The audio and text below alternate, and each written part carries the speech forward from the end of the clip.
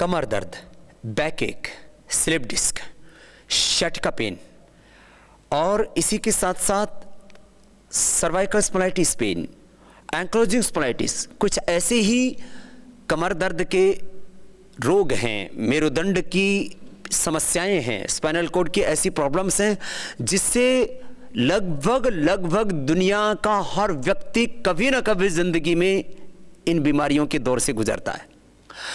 इनका इलाज कुछ भी नहीं है। ऑपरेशन करा करके भी आप अपनी रीढ़ की हड्डी को पूरी तरह से स्वस्थ नहीं बना सकते।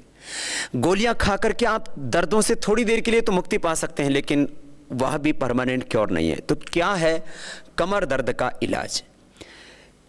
एकमात्र योगाभ्यास इसका स्थायी समाधान है। हाँ, आप चंद्र प्रभावटी, त्रिदशांगुल, शिलाजीत रसायन और भी आयुर्वेद में अलग अलग औषधियाँ हैं। सियाटिका पेन के लिए अलग है, उसमें चाहे हार श्रृंगार के पत्तों का रस या उसका फूल का पाउडर आप खाते हैं।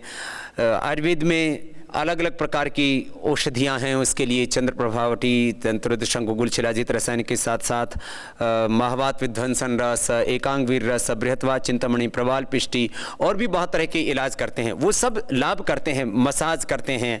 वह भी पंचकर्म भी कमर के दर्दों में विशेष रूप से लाभप्रद होता है। एक्यूप्रेशर भी पहले उंगली के पीछे से हाथों में और पैरों में भी दबाते हैं, इसे रिंग फिंगर के टॉप पर भी दबाते हैं। ये सारे पॉइंट्स भी कमर दर्द के रोगों के लिए विशेष लाभप्रद होते हैं। पेन मैनेजमेंट के लिए एक्यूप्रेशर बहुत प्रभावी होता है। पैर में भी यह जो छोटे उंगली के पास वाली उंगली है, इसके टॉप पर इसके मूल में दबाने से शटका पेन में तो एकदम से लाभ हो जाता है। कमर में दर्द हो, सर्वाइकल स्पॉन्डिलाइटिस पेन हो, ऐसे दबाते ही लाभ हो जाता है। पहली दूसरी उंगली के पीछे यहाँ से दबाते हैं, इससे भी लाभ होता है। ये सब सहयोगी ट्रीटमेंट है। यानी आपको कमर में दर्द है, सर्वाइकल स्पॉन्डिलाइटिस पेन बहुत ज़्यादा है, तो आप ये सब पॉइंट दबाते हैं पहली दूसरी उंगली के पीछे के साथ साथ अंगूठे के पीछे भी ये जो पॉइंट होता है, ये भी विशेष रूप से लाभप्रद होता है कमर के दर्द के लिए। लेकिन कमर दर्द के लिए सबसे ज़्यादा लाभप्रद होते हैं मुख्य रूप से 4 आसन, और वो 4 आसन हैं मकरासन, भुजंगासन, शलभासन और मर्कटासन। फिर इन आसनों के साथ साथ कुछ दूसरे और भी आसन आप कर सकते हैं, चाहे वो अर्धचंद्रासन हो या उष्ट्रासन हो, और भी दूसरे बहुत से कमर दर्द के लिए आसनों का अभ्यास आप कर सकते हैं। उसमें से 4 मुख्य आसन हैं। कटितान आसन भी आपको बाद में बताएंगे। तो 4 मुख्य आसन, श्वास अंदर भर करके पैरों को पीछे से मोड़ना और सीधा करना, ये कमर दर्द के रोग के लिए, शटका पेन के लिए बहुत अच्छा। एक एक पैर से और दोनों पैरों से एक साथ कर सकते हैं। श्वास अंदर भर के दोनों हाथ छाती के दोनों साइड में सामने से उठा देते हैं, ऐसे शरीर को नाभि तक उठाते हैं, धीरे धीरे उठाते हैं, ऊपर की ओर देखते हैं और थोड़ी देर रुक जाते हैं इस पोजीशन में। श्वास अंदर ही होता है।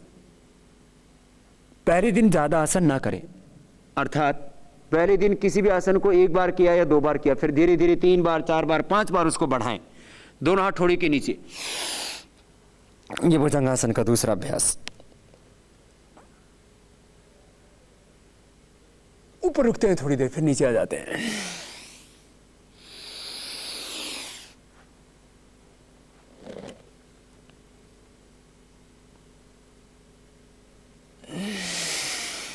ऐसे एक एक आसन को 3 से 5 बार और धीरे धीरे बढ़ा करके, प्रॉब्लम ज़्यादा है तो आप 7 बार और 11 बार भी कर सकते हैं।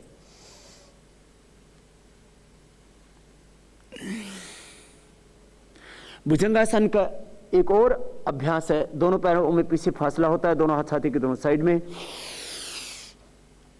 इसको बोलते हैं तिर्यक भुजंगासन। कंधे के ऊपर से विपरीत दिशा के पैर की एड़ी को देखते हैं और थोड़ी देर रुक करके फिर नीचे आ जाते हैं। कोनिया रिबकेज से पसलियों से सटी हुई।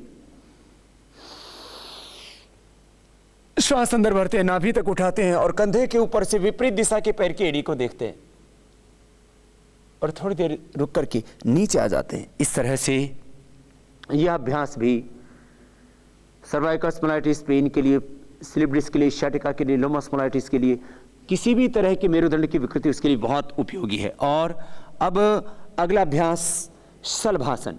एक एक पैर को पीछे से उठाते नीचे लेकर के आ जाते, आराम आराम से आसनों को किया जाता है। हाथों के हथेलियों का रुख ऊपर की ओर होता है।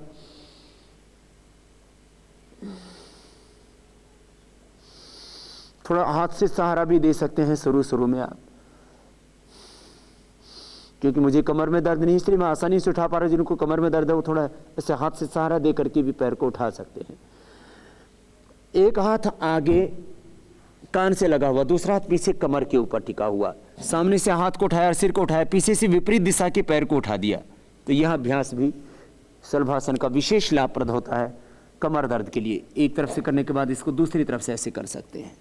आराम आराम से दोनों हाथ पीछे कमर के ऊपर लेकर के ऐसे सामने से थोड़ा उठा सकते हैं। हाथों को पीछे खींच करके कुल्लों के ऊपर ले जाते हैं, सामने से उठा देते हैं। और फिर दोनों तरफ से शरीर को जितना उठा सके उठाने से फिर सीधे लेट जाए। सीधे लेट करके जैसे भुजंगासन, सर्वासन के हमने कई अभ्यास किए, ऐसे मरकटासन के भी ऐसे तो बहुत अभ्यास है, लेकिन 3 अभ्यास विशेष रूप से लाभप्रद हैं कमर के रोगों के लिए। दोनों हाथ के हथेलियां ऊपर की ओर, दोनों हाथ कंधों के बराबर, दोनों घुटने पास में, पंजे पास में। श्वास अंदर भर के पैरों को दाहिनी ओर झुका देते हैं। थोड़ी देर ऐसे रुकते हैं और फिर वापस आ जाते हैं। फिर दूसरी ओर से वैसे ही करते हैं। मेरुदंड के लिए योग 1 घंटे का पूरा हमने प्रोग्राम बनाया हुआ है। जिनको ज़्यादा कमर के दर्द की समस्या है, ज़्यादा जिनको सर्वाइकल स्पॉन्डिलाइटिस पेन है, स्लिप डिस्क है, लोमस स्पॉन्डिलाइटिस है, एंक्लोजिंग स्पॉन्डिलाइटिस है, वो 1 घंटे का पूरा प्रोग्राम देख करके योग का पूरा प्रशिक्षण ले लें। गर्दन विपरीत दिशा में ऐसे मुड़ती है और पैर एक दिशा में चले गए, जिधर पैर उसी विपरीत दिशा में गर्दन। ये मरकटासन का पहला अभ्यास है। और दूसरा अभ्यास घुटनों में, पंजों में फासला। एक तरफ पैरों को झुकाया, दूसरी तरफ गर्दन को। एक घुटना जमीन पर टिक गया, दूसरा घुटना पंजे के ऊपर आ गया, गर्दन विपरीत दिशा में, दोनों हाथ कंधों के बराबर ही। और श्वास अंदर, दोनों तरफ से ऐसे करते हैं। एकदम रिलैक्स होकर के सहजता के साथ करें। फिर मरकटासन का तीसरा अभ्यास होता है पैर एकदम सीधे। एक पैर को उठाया, जितना उठा सकते हैं, 30 डिग्री पर, 60 डिग्री पर, 90 डिग्री पर, जितना उठा सकते हैं उतना उठाते हैं और फिर विपरीत दिशा में ले जाते हैं। शुरू में कमर में दर्द होगा तो आप पैर को थोड़ा सा ऐसे ले जा पाएंगे, फिर थोड़ा ऊपर, फिर थोड़ा ऊपर, ऐसे इस तरह से धीरे धीरे आपका पैर ऊपर की ओर बढ़ेगा और आप पैर को हाथ के पास तक ले जा सकते हैं। जरूरी नहीं है कि आपका पैर जो है वो हाथ के पास जाए, बस आप विपरीत दिशा में टिका दीजिए, जितना टिका पाते हैं उसी से आपको पूरा लाभ मिलेगा। और इसलिए इससे मेरुदंड के निचले हिस्से को विशेष लाभ मिलता है। ये मरकटासन का तीसरा अभ्यास। मकरासन, भुजंगासन, शलभासन और मरकटासन, ये 4 आसन तो विशेष रूप से उपयोगी हैं कमर दर्द के लिए।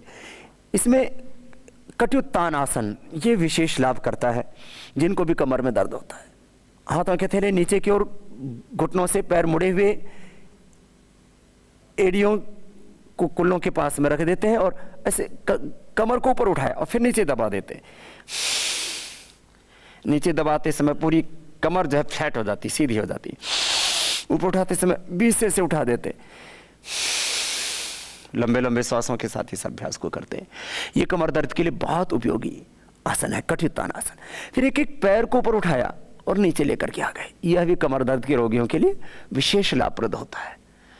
ऐसे इसको भी 2-3 बार कर सकते हैं। अर्धपवन मुक्त आसन, पैर को मोड़ा घुटने से और घुटने के ऊपर से पकड़ लिया, श्वास को बाहर छोड़ा और ऐसे दबाया। सिर नहीं उठाते हैं इसमें कमर में दर्द होने पर।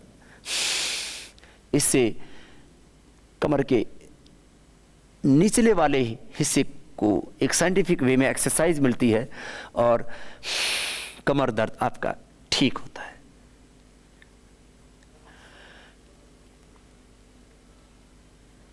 कमर दर्द के लिए उष्ट्रासन और अर्धचंद्रासन भी उपयुक्त होता है। तो उष्ट्रासन के लिए तो हम घुटनों के बल बैठ जाते हैं और एड़ियाँ खड़ी होती हैं, क्योंकि जिनको कमर में दर्द होता है वो एड़ियों खोल करके करेंगे तो कर नहीं पाएंगे ठीक से। तो ऐसे एक एक हाथ को क्रमशः एड़ियों के ऊपर रखा और गर्दन को पीछे की ओर झुका दिया, कमर को ऊपर की ओर तान दिया ऐसे बैठ करके भी कर सकते हैं, दोनों हाथों को कमर के दोनों साइड में रखा और बारी बारी से एक एक हाथ को पीछे लेकर के गए, और आप ऐसे ही एड़ियों पर बैठे और धीरे धीरे शरीर को ऊपर उठा दिया, ऐसे भी कर सकते हैं। इसका एक आसान तरीका है, जो उष्टासन ठीक से न कर पाए अर्धचंद्रासन कर सकते हैं। एक हाथ को छाती के ऊपर रखा, दूसरा उसके ऊपर रखा ऐसे, और ऐसे पीछे झुक गए। ये कमर दर्द के लिए खास योगाभ्यास है, जिससे आप मेरुदंड की, स्पाइनल कोड की समस्त प्रकार की विकृतियों से, टोटल स्पाइनल कोड की डिजीज से आप मुक्त हो सकते हैं।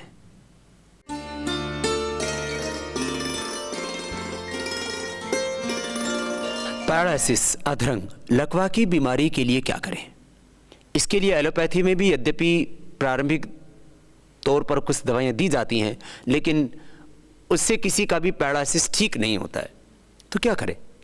इसके लिए करें अनुलोम विलोम। अभी आपको पैरालिसिस हुआ है, अक्सर पता लग जाता है, क्योंकि जो है आपको बोलने में तकलीफ आती है या हाथ से कोई काम कर रहे हैं तो चीज़ एकदम छूट जाती है, हाथ पैर जवाब दे देते हैं, और उस समय गरम तेल करके, सरसों का तेल या जो भी आपके घर में तेल है, उस गरम तेल से, गरम गाय की घी से जो है जिस अंग पर पैरालिसिस हुआ है, क्योंकि लेफ्ट साइड में ब्रेन के अंदर स्ट्रोक आने से, कि बीपी के कारण से भी या कोलेस्ट्रॉल जिनका बढ़ा हुआ उनके उसके कारण से भी, या कई बार बीपी कोलेस्ट्रॉल सब कुछ नॉर्मल होता है, कहीं क्लोट आ जाता है, बाईं तरफ ब्रेन में क्लोट आए तो राइट साइड में क्लोट आए तो लेफ्ट साइड में, और दोनों साइड में क्लोट आ जाता है तो पूरी बॉडी में पैरालिसिस हो जाता है। ऐसी स्थिति में यदि आपको वन साइड आपको पैरालिसिस हुआ है, तो जिस साइड से पैरालिसिस नहीं हुआ है उस हाथ का उपयोग करके अनुलोम विलोम प्राणायाम करना शुरू कर दीजिए, और आप लगातार करते रहिए, आधा घंटे तक, 1 घंटे तक, 2 घंटे तक अनुलोम विलोम ही करते रहिए, और आप देखेंगे आप 1-2 घंटे के अंदर ही आप अच्छे हो सकते हैं। और कितना ही ज़्यादा पैरालिसिस हो गया है तो आप 1 सप्ताह के अंदर, 15 दिन के अंदर अच्छे हो सकते हैं। ये हमने प्रयोग 1-2 पर नहीं, सैकड़ों रोगियों पर किया, और उसमें तो बहुत से हमारे शिक्षक ही थे, किसी भी कारण से उनको भी पैरालिसिस हो गया और हमने देखा कि वो पूरी तरह से अच्छे हो गए। हरिद्वार से लेकर के पूरे देश और दुनिया में ऐसे रोगी मेरे पास में हैं, उनका पूरा रिकॉर्ड है, जिनको पहले पैरालिसिस हुआ और वो 1 सप्ताह और 15 दिन में ही पूरी तरह से अच्छे हो गए। अनुलोम विलोम प्राणायाम आधा घंटा करने से, यदि आपको अभी पैरालिसिस हुआ है तुरंत आप शुरू कर दीजिए। अनुलोम विलोम प्राणायाम इसमें जबरदस्त लाभ करता है। बाकी भी भस्त्रिका करें, कपालभाति करें, उज्जाई भी करें, उज्जाई प्राणायाम का भी बड़ा अच्छा असर होता है इसमें। फिर अनुलोम विलोम की बात भ्रामरी, उद्गीत और ये सब प्राणायाम भी इसमें लाभप्रद होते हैं।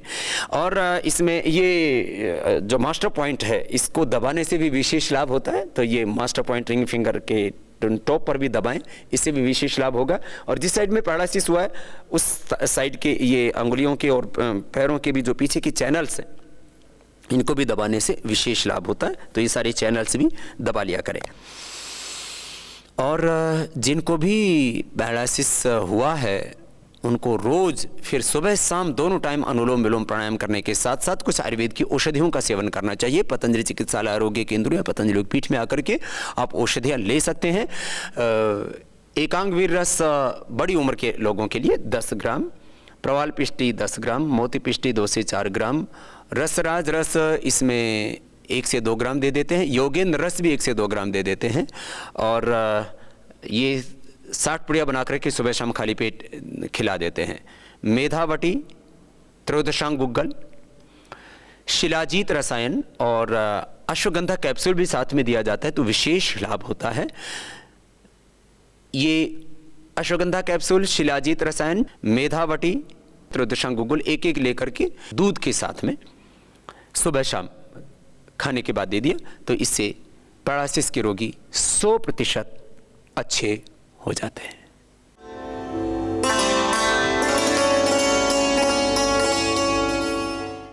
मॉडर्न मेडिकल साइंस में बॉडी को डिटॉक्स करने के लिए बहुत तरीके अपनाए जा रहे हैं, और एंसेंट मेडिकल साइंस में भी शरीर की, मन की, चित्त की शुद्धि के लिए बहुत तरह के उपाय हमें बताए। और यदि हमारे शरीर में, इंद्रियों में, मन में कोई दोष नहीं होगा तो हम रोगी हो ही नहीं सकते। एंटीटॉक्सिन, एंटीऑक्सीडेंट टैबलेट्स के नाम पर बहुत तरह की दवाएं खाई जा रही हैं। यदि आप योगाभ्यास करते हैं तो इससे बेहतर तो डिटॉक्स करने का कोई दूसरा उपाय नहीं हो सकता आपको। और एंटीऑक्सीडेंट, एंटीटॉक्सिन के नाम पर भी भस्त्रिका, कपालभाति प्राणायाम, अनुलोम विलोम प्राणायाम, रामबाण औषधि का काम करते हैं। माने योग के बारे में बार बार एक बात कहता हूं, ये शक्ति और शुद्धि की साधना है। माने अशुद्धि दूर होती है और शक्ति आपको भीतर से मिलती है। और यदि औषधि के तौर पर बात की जाए तो नीम, तुलसी और गिलोय, इससे बेहतर एंटीटॉक्सिन टैबलेट कुछ भी नहीं हो सकता। इन तीनों को मिलाकर के हमने एक गोली बनाई, उसका नाम रखा हमने आरोग्यवटी। बॉडी को डिटॉक्स करने के लिए, एंटीटॉक्सिन, एंटीऑक्सीडेंट के रूप में, किसी भी तरह का शरीर में इन्फेक्शन होता है उसको नियंत्रित करने के लिए, वात पित्त कफ दोषों को नियंत्रित करने के लिए, एनाबॉलिज्म, कैटाबॉलिज्म, पूरी बॉडी के मेटाबॉलिज्म को बैलेंस करने के लिए, सभी प्रकार के केमिकल सोर्स हार्मोन्स के बैलेंस के लिए ये गिलोय, तुलसी, नीम की गोली आप यदि एक एक या दो दो गोली सुबह खाली पेट खा लेते हैं, जिनको बार बार सर्दी जुकाम बुखार होता है, बार बार बैक्टीरिया और वायरल इन्फेक्शन हो जाता है, उनके लिए भी ये बहुत बेहतर है आरोग्यवटी। आरोग्यवटी का रोज सेवन कीजिए। और तुलसी, नीम और गिलोय के जो अनंत लाभ हैं, अपरिमित लाभ हैं, आश्चर्यजनक लाभ हैं, उनसे आप लाभान्वित होंगे। साथ में कपालभाति प्राणायाम कीजिए। इससे बेहतर बॉडी को डिटॉक्स करने के लिए और एंटीऑक्सीडेंट, एंटीटॉक्सिन के टैबलेट के नाम पर और कुछ भी नहीं हो सकता।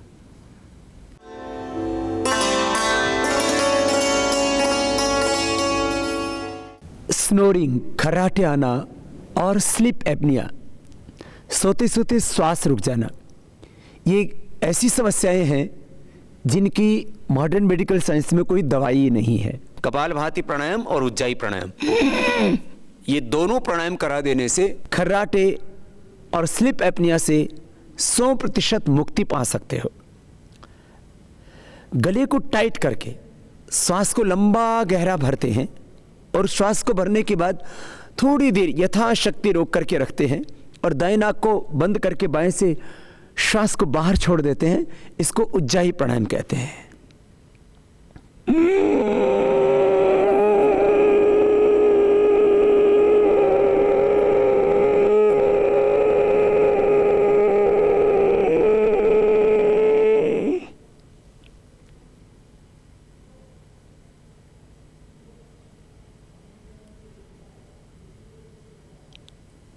यथाशक्ति थोड़ी देर रोकने के बाद दाएं नाक को बंद किया अंगूठे से और बाएं नाक से सांस को बाहर छोड़ दिया।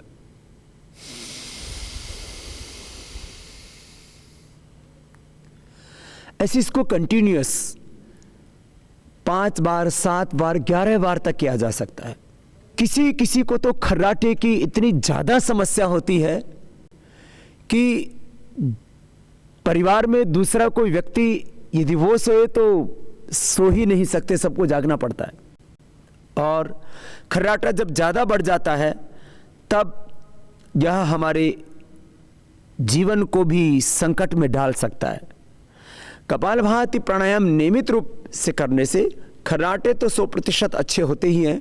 थ्रोट इन्फेक्शन, थायराइड की प्रॉब्लम, टॉन्सिल की प्रॉब्लम और भी दूसरे कफ रोगों में बहुत अधिक लाभ होता है। वैसे खर्राटे की समस्या ज़्यादातर मोटे लोगों को होती है, जिनकी कफ की प्रकृति होती है उनको होती है। तो उज्जाई प्राणायाम से कफ रोग से भी आप मुक्ति पाते हैं। तो ये उज्जाई प्राणायाम 5, 7, 11 बार तक आसानी से किया जा सकता है।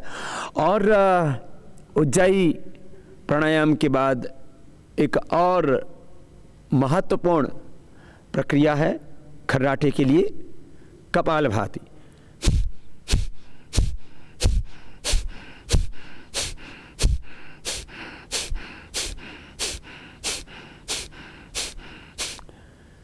जिनको भी खर्राटे की समस्या हो, स्नोरिंग या स्लीप एपनिया की समस्या हो, उनको ये कपालभाति प्राणायाम 15-20 मिनट तक रोज करना चाहिए। स्लीप एपनिया के लिए और खर्राटे के लिए अनुलोम विलोम प्राणायाम भी बहुत ज़रूरी है, जिसको 5 से 10 मिनट तक प्रतिदिन करना चाहिए। कपालभाति में 1 सेकंड में एक श्वास को बाहर छोड़ते हैं, एक स्ट्रोक लगता है। और अनुलोम विलोम में दाएं नाक को बंद करके बाएं नाक से श्वास को भरते हैं और बाएं को बंद करके फिर दाएं से श्वास को बाहर छोड़ देते हैं, फिर दाएं से श्वास को भरते हैं और बाएं से श्वास को बाहर छोड़ देते हैं।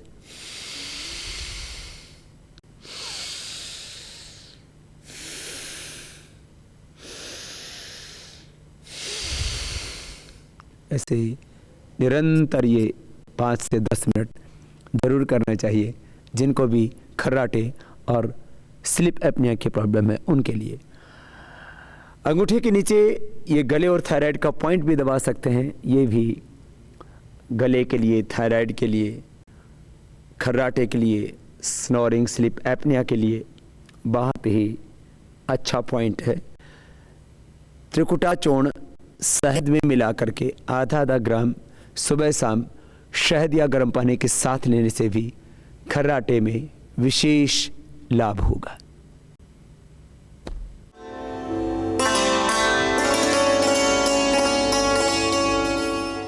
झाइयाँ, आंखों के नीचे चेहरे पर ब्लैक डार्क सर्कल तैयार हो जाना, ये हमारी खूबसूरती के लिए एक बहुत बड़ी बाधा खड़ी हो जाती है और इसके लिए बहुत तरह के हम प्रयत्न करते हैं लेकिन हम कामयाब नहीं हो पाते हैं। जो झाइयाँ आ जाती हैं और उससे चमड़ी का कलर बहुत ही खराब हो जाता है, खुद को भी अच्छा नहीं लगता, उसके लिए एक तो कपालभाति से ऊपर माथे से लेकर के पूरे चेहरे पर कहीं पर भी किसी भी तरह की कोई भी झुर्रियाँ हैं, ब्लैक डार्क सर्कल है, वो पूरी तरह से ख़त्म हो जाते हैं।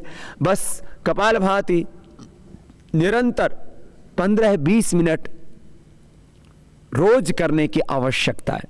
सीधा सा रामबाण अचूक उपाय है इसका। सुबह सुबह उठ करके मुंह में पानी भरो और ठंडे पानी से आंखों को धो, इससे आंखों के नीचे के ब्लैक डार्क सर्कल खत्म हो जाते हैं 2-3 महीने के अंदर। फिर भी जिनको ये ब्लैक डार्क सर्कल ज़्यादा हो तो एलोवेरा का जेल लगाएं। एलोवेरा का जेल लगाने से 2 से 3 महीने के भीतर कितने ही भयंकर डार्क सर्कल हों, झाइयाँ पड़ गई हों, रिंकल्स पड़ गए हों, वो ठीक हो जाते हैं।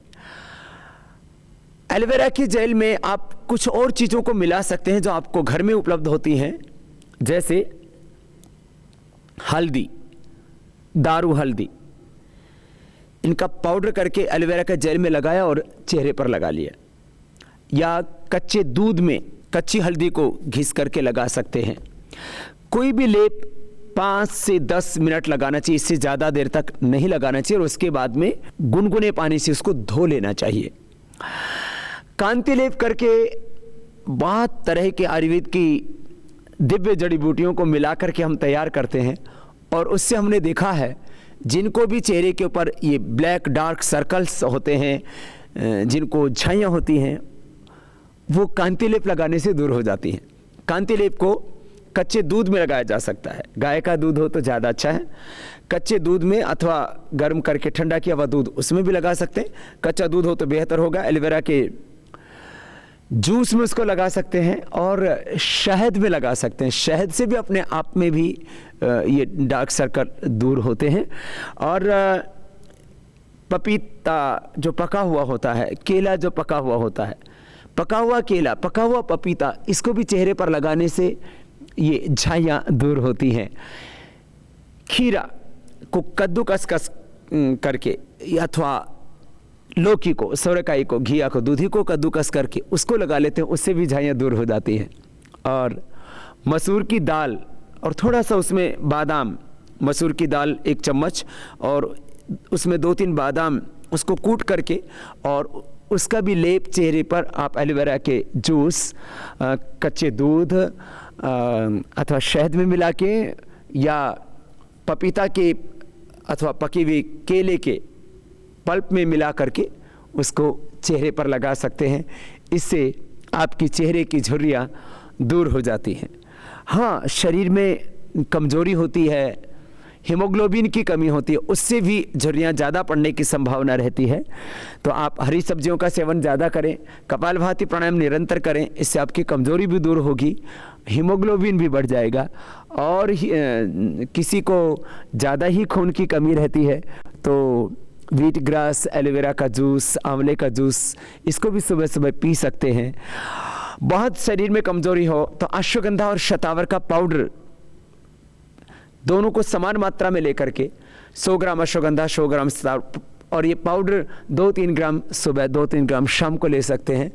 नहीं तो अश्वगंधा का कैप्सूल आता है, उसको भी ले सकते हैं, उससे भी आपकी कमज़ोरी दूर हो जाती है और चेहरे की झाइयाँ खत्म हो जाती हैं और आपको मिलता है प्राणायाम से और घरेलू उपचार से कुदरती सौंदर्य, स्वाभाविक सौंदर्य, ओज, तेज, आभा और कांति।